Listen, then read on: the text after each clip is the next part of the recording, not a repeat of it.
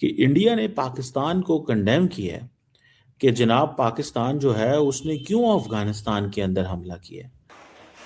इस दफा खतरा सिर्फ ये है कि ये इस दफा सर धड़ के साथ ही ना कहीं चले जाए। अगर काबुल पर अटैक हुआ तो इस्लामाबाद पर भी अटैक होगा, तो इसका मतलब ये है कि काबुल पर अटैक हो चुका है और अब इस्लामाबाद की बारी है। क्या एक बड़ी खबर आ रही है, पाकिस्तान के हमले की भारत ने निंदा की है। भारत ने कहा कि ये सीधा सीधा नरसंहार है। काबुल में पाकिस्तान के हमले की भारत ने निंदा की है। भारत ने पाकिस्तान के इस हमले को नरसंहार करार देते हुए इसकी कड़ी निंदा की है। जो बयानिया ISPR का है, जो बयानिया पाकिस्तान की हुकूमत का है, वो इसराइल से चलने वाला जाना माना अकाउंट सपोर्ट कर रहा है। वो कह रहे जी पाकिस्तान ने तो बड़ा बुज़दिलाना हमला किया है।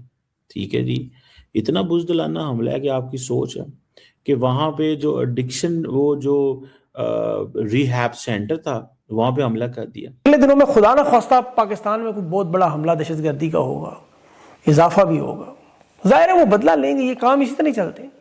अब ये काम खराब होगा बहुत ज्यादा। रावलपिंडी में जो पाकिस्तान आर्मी का स्ट्रेटेजिक नर्व सेंटर है, ब्रेन सेंटर है, चकलाला गैरिजन, उसको अफगानिस्तान से ड्रोन ने उड़ के रावलपिंडी के दिल में अटैक किया है। ये पाकिस्तानी फौज की कार्रवाइयों का दिफा इसराइल से हो रहा है। ये पाकिस्तान के और इसराइल के दोस्ती के नए दौर का आगाज है।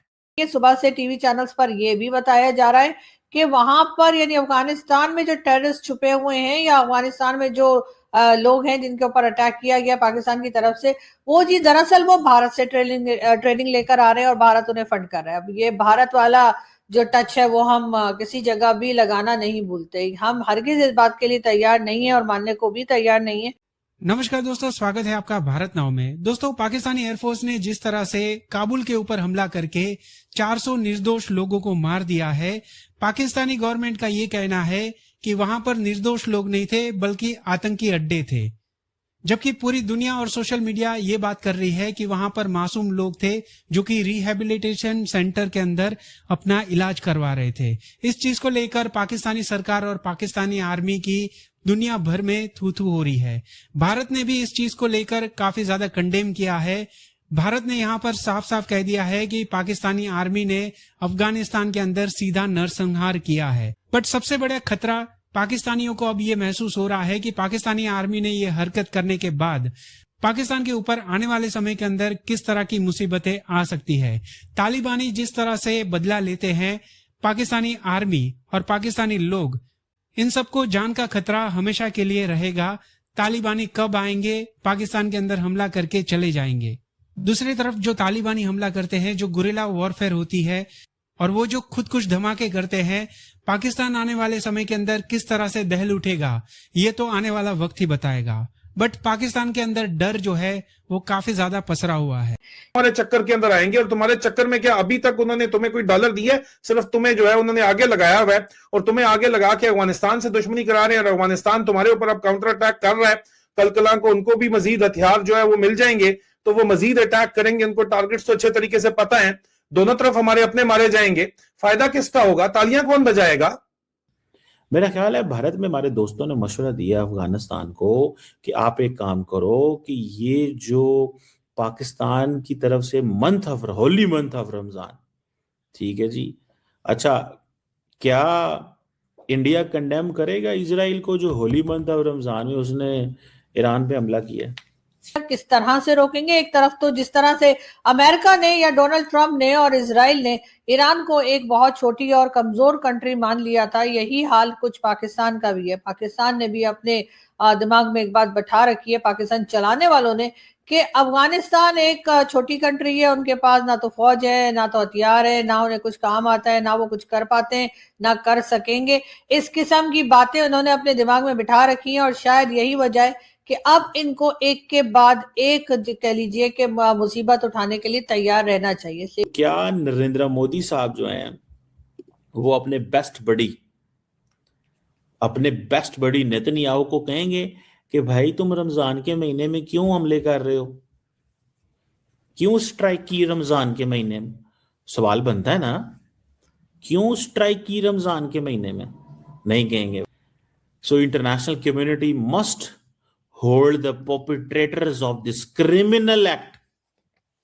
भाई इतनी सख्त स्टेटमेंट देने की, मतलब ठीक है, दें कि पाकिस्तान को क्या फर्क पड़ता है, इंडिया जो मर्जी बोलता रहे, लेकिन साथ नेबरिंग कंट्री के अंदर इतने हमले हो रहे हैं, 165 बंदे मारे गए, वहां पे बच्चे मारे गए, क्या इंडिया ने उसके बारे में स्टेटमेंट जारी की कि भाई ये चीज जो है ये कहीं सेटल नहीं होने जा रही? और पाकिस्तान ने कहा है कि हम हमले करते रहेंगे, चाइना पीछे हट गया, सारे पीछे हट गए, तो फिर मतलब क्या करें इस वक्त? वो देखें, इंडियंस, तालिबान भी तो इंडिया से एडवाइस मांग रहे होंगे ना हमारे दोस्तों से कि पायन दसो की करना है इन्हों का, पायना इन्हों का की करना है, इन्हों की इन्हों दी की गल, इन्हों दी मनीए ते की ना मनीए की बात हो रही है वो यही है कि पाकिस्तान मारता रहेगा, अफगान तालिबान को मार खाते रहनी चाहिए, क्योंकि वो क्या कहते हैं, वो कहते हैं हम टीटीपी को लगाम नहीं डाल सकते, हम दहशतगर्द ग्रुपों को लगाम नहीं डाल सकते। वो तो सीधा सीधा ये कह रहे हैं, सीधा सीधा कह रहे हैं कि वो दहशतगर्द ग्रुपों को लगाम नहीं डाल सकते। That's the point.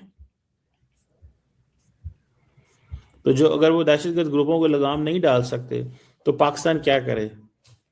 पाकिस्तान इसी तरह ही मार खाता रहे, पाकिस्तान क्या मार खाता रहे, इसी तरह ही कि जी यहाँ पर जो कुछ हो रहा है उसके जिम्मेदार कहीं ना कहीं हम खुद हैं, हमारी गलत पॉलिसीज है, हमारे गलत फैसले हैं।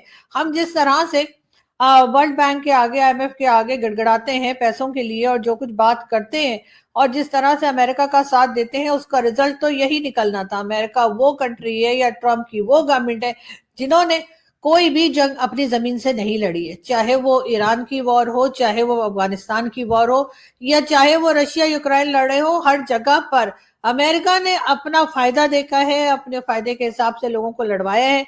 लेकिन ये बात शायद हमारे लीडर्स को और हमारे मुल्क चलाने वालों को समझ में नहीं आती। लोगों के दिल हमने दुखाए हैं और मेरा ख्याल है अब इस बात को मजीद बढ़ाते चले जा रहे हैं बजाय इसके कि कम किया जाए। वैसे तो सारी दुनिया जो है वो अपने दोस्त बढ़ाती है और अपने दुश्मन कम करती है। पाकिस्तान शायद वो वाहिद स्टेट है जो अपने दुश्मन बढ़ाती है और दोस्तों को कम करती है, और यही वजह जो है वो हमें अपनी एक तरह से ये भी दिखाई देता है कि हम जो प्रोग्रेस नहीं कर पा रहे, हमारे लोगों की ना कहीं इज्जत है, ना कहीं कोई ख्याल किया जाता है।